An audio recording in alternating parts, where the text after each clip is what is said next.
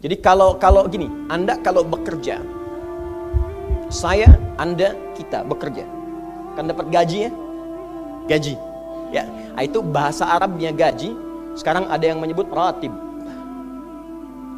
Ratib. Pokoknya disebut ujrah. Pokoknya yang harus dibayar. Makanya kalau Anda ke Timur Tengah itu naik taksi, ada tulisan atasnya taksi ujrah. Ya, bukan punya si ujrah. Nanti kalau ke Mekah naik taksinya punya si ujrah, si ujrah punya banyak taksi. Ya, bukan. Itu taksi bayar. Bukan gratis, bukan free. Jadi begitu Anda keluar menggunakan jasanya, bayar, berikan pokok dari jasa yang telah dia kerjakan. Perhatikan baik-baik. Teman-teman sekalian, ketika Anda bekerja dalam urusan dunia, Anda mendapatkan ujrah. Nih bayar 10 dinar, 10.000 rupiah, sekian.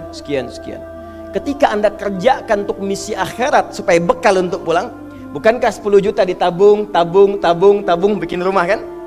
Beli pakaian yang elok, beli kendaraan. Sama persis Anda sholat itu diberikan juga bayarannya, diberikan juga pokok pemberiannya. Anda puasa diberikan pokoknya, baca Al-Quran dikasih bayarannya, namanya pahala. Dalam bahasa Al-Quran disebut ajrun namanya. Dunia ujrah, akhirat ajrun. Lahum ajrun ghairu mamnun. Ajrun. Berapa ukurannya? Minimal 10. Turun Quran surah ke-6 ayat 160. Ya, kita keluarkan supaya terukur. Ya. Setiap pekerjaan dunia menjadi nilai akhirat punya poin. Pekerjaannya disebut hasanah namanya. Ya. Amal solehnya disebut hasanah. Siapa yang mengerjakan di dunia pekerjaan punya nilai akhirat, amal soleh namanya hasanah. Setiap hasanah punya poin 10. Man jaa bil hasanati falahu asyru amthaliha. Siapa yang mengerjakan perbuatan di dunia dan punya nilai akhirat, bekerja dikerjakan karena Allah mencari yang halal. Tuliskan poinnya. Salat, tuliskan poinnya. Setiap pekerjaan 10. Hitungannya 1 keduanya 500 tahun, 2 ketiganya 500 tahun, 3 keempatnya 500 tahun. Jadi jangan menghitung 1, 2, 3 terlalu sedikit. Ya. Di hadis Muslim saya sering katakan, ke masjid saja dapat 25 poin baru nyampe. Jarak 1 kedua 500 tahun. Jadi kalau ada yang tidak sholat dalam sehari, 1 kali sholat kehilangan 10 pahala kali 500 tahun. Dia kehilangan pahala 5.000 tahun. Ya, dosanya berapa? Nah, makanya sering kita bermohon begini, ya Allah, jadikan semua perbuatan duniaku punya nilai akhirat supaya ditampakkan di akhirat. Di hasanah dunia ini akan ditampakkan saat dihisab di akhirat. Makanya sering kita katakan, ya Al-Baqarah ayat 201, wa minhum may yaqulu rabbana atina fid dunya. Ya Allah, jadikan semua kegiatan duniaku hasanah. Namaku sudah hasanah ya Allah. Perbuatanku belum tentu. Ya sudah suami namanya Hasan, ya istri Hasanah, anaknya Husna, ya kan? Yang laki-laki Husain, tuh. Semua kumpul. Tapi kalau pekerjaannya tidak demikian menjadi amal soleh, nggak terkumpul ini. Ya, dan akhirat pun nampakkan lagi hasanahnya. Maka diteruskan ayatnya, wa fil akhirati hasanah. Makanya saat di akhirat itu ditampakkan, faman ya'mal mithqala dzarratin khairan yarah. Ya, makanya kalau mau mithqal yang khairan yarah, jangan yang syarran yarah. Ya, pada yang baik-baik, miskol tahajud, miskol untuk baca Quran, ya, miskol untuk bisa tilawah, miskol untuk mengingatkan puasa sunnah, itu khairan yarah. Ya, miskol pada yang tidak bagus, tinggalkan, itu syarran yarah. Ini balik sini. Maka dapat kita nilai ini, kembali kepada Allah, kumpulkan semua ini. Tinggal nanti tergantung Anda mau punya rumah di yang mana daerahnya. Komplek yang elit di Indonesia, di sini Jakarta ada Pondok Indah. Ada beberapa tempat-tempat yang lainnya, elit kalangannya, Menteng, dan seterusnya. Maka di surga pun ada komplek yang elit-elit. Ada Firdaus, ada surga Aden, ada macam-macam. Tinggal Anda cari bekal yang serius, turunkan kemudian ke bumi. Cuman sayang, dari sekian waktu yang Allah berikan disebut dengan ajal, menjadi batasan kita untuk beramal. Setiap kita dibatasi oleh waktu. Seperti Anda pun bekerja dunia, bukankah ada waktunya? Waktu produktif untuk bekerja, setelah itu ada masa pensiunnya. Dalam bahasa Arab, sesuatu yang kita kerjakan dengan batas dan setelah hilang batasnya, selesai aktivitasnya, disebut dengan ajal namanya. Maka Allah membuat ketentuan, kita pun tidak abadi di bumi.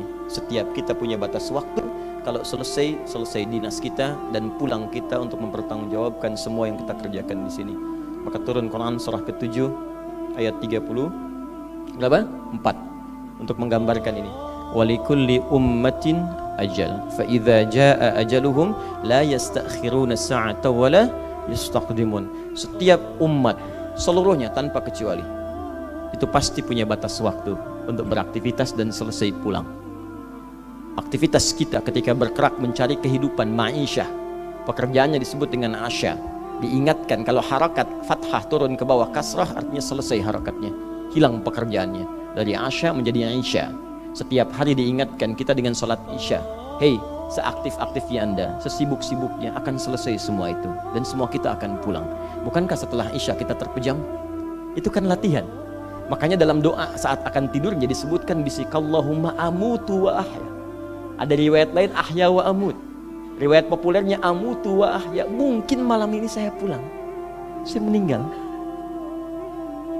Makanya saat kita bangun dari tidur kita ucapkan alhamdulillahilladzi ahyana ba'dama. Ada maknya, sementara aja.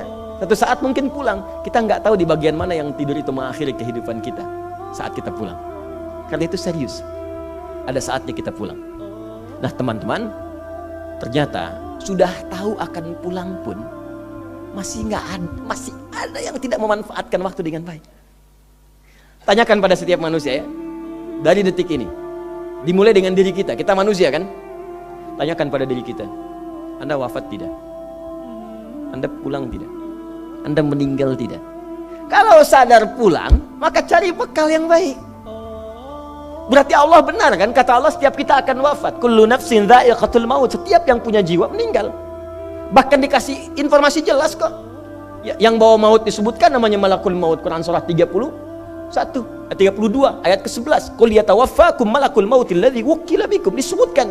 Bayangkan ya, kurang jelas apa lagi? Disebutkan punya waktu namanya ajal, akan wafat disebutkan, yang bawa wafat kematiannya disebutkan malaikatnya. Cara wafatnya disebutkan Quran surah 89 ayat 27 sampai 30. Ya ayyatuhan nafsul mutmainnah, itu yang tenang, yang dahsyat dipukulin malaikat juga ada. Ya, Quran surah 8 ayat 50 itu ada sambil dipukulin malaikat. Ya. Maaf teman-teman sekalian, ini sudah jelas semuanya. Jadi aneh manusia itu.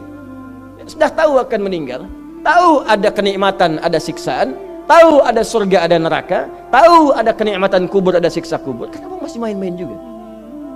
Kenapa nggak dimanfaatkan? Dan dia tahu ada yang menyolatkan, ada yang disolatkan.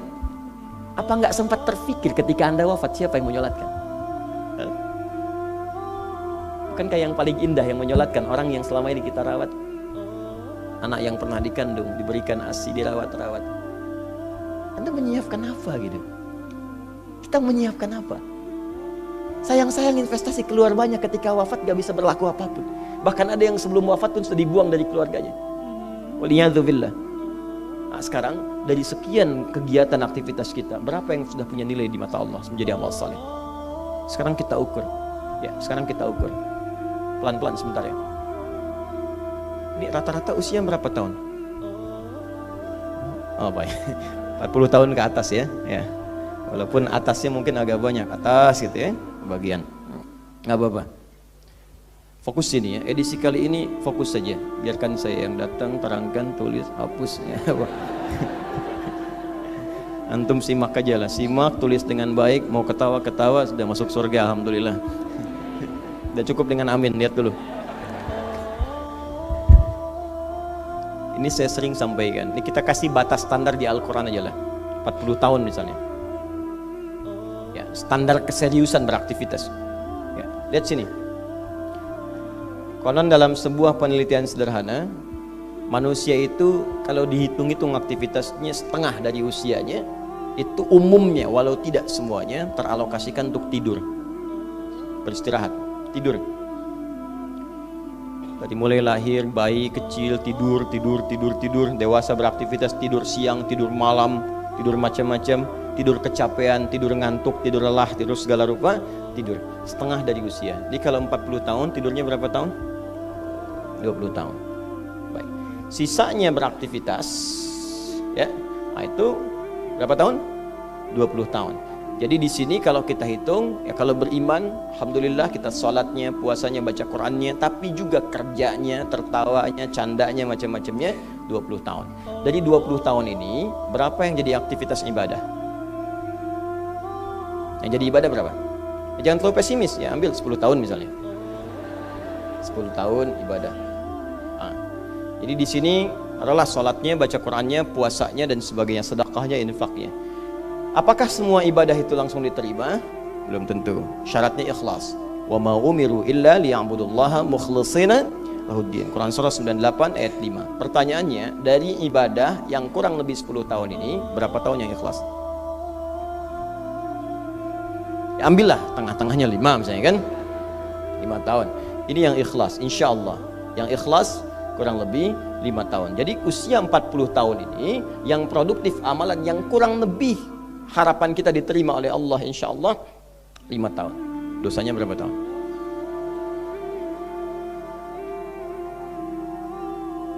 Dan masih bisa tertawa,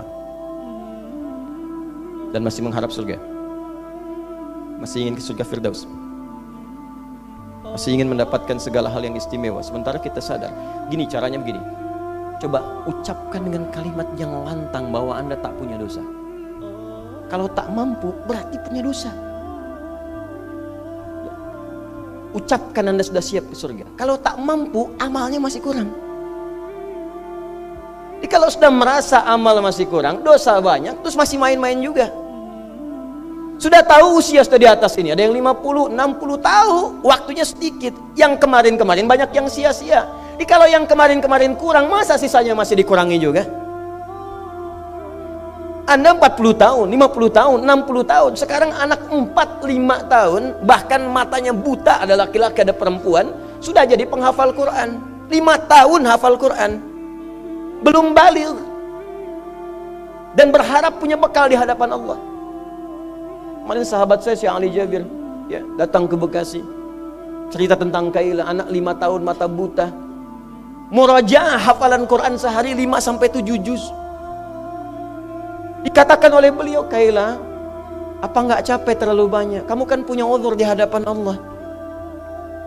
Allah maha memahami keadaan kamu. Apa nggak lelah?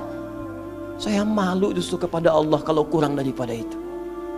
Anak 5 tahun mengulang hafalan Quran setiap hari 5-7 juz, dan malu kalau kurang di bawah itu sebagai bekal untuk menghadap Allah. Anda diberikan kesempatan sampai lebih daripada 50 tahun, lebih daripada 40 tahun, lebih daripada 20 tahun. Dan sampai kesempatan itu, sampai hari ini pun untuk baca pun belum punya waktu. Dan Anda mengharap surga, Anda siapa?